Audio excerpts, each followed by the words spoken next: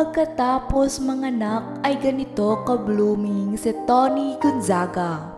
Talaga namang napakomment ang marami sa itsura nito ngayon. Ganito ba talaga kapag bagong panganak mas gumaganda? Matatandaang isinilang ang baby girl nila ni Paul at Tony na si Paulina Celestine Gonzaga Soriano noong August 11, 2023. Sa Instagram, ipinasilip ni Paul ang video ng kanyang mag-ina habang nasa hospital bed.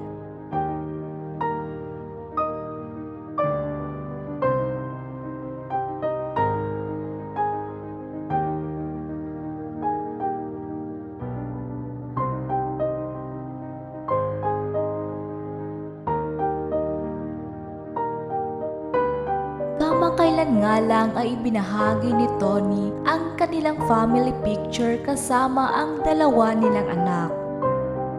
Ngunit bakit nga ba agaw pansin ang pagiging blooming ngayon ng aktres?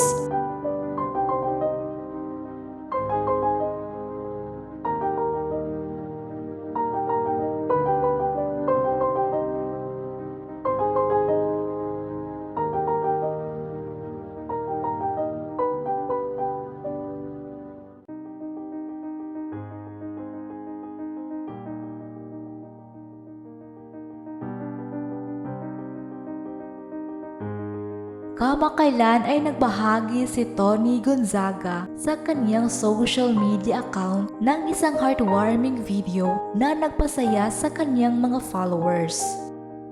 Sa video na ito, ibinahagi ni Tony ang kanyang mga saloobin sa pagiging ina at sa kanyang anak na si Baby Polly, nakakaisang buwan pa lamang. Gayon din ang sikat na TV host ay naglaan din ng ilang sandali upang pag-usapan ng isang collagen supplement brand na kaniyang iniendorso. Ayon nga kay Tony ay iniinom umano niya iyon bago siya matulog.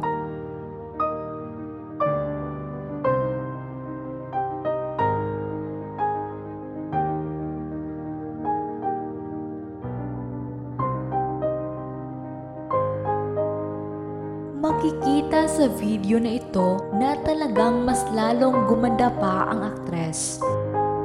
Kamakailan nga lang ay ibinahagi ng aktres at host na si Tony Gonzaga ang black and white na larawan na nagtatampok sa kanyang lumalaking pamilya.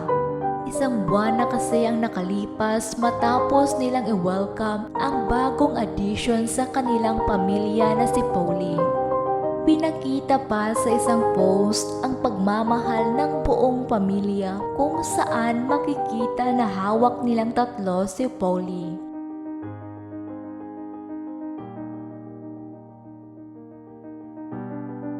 Unang ibinahagi ni Tony ang kanilang baby girl noong August sa kanyang social media account.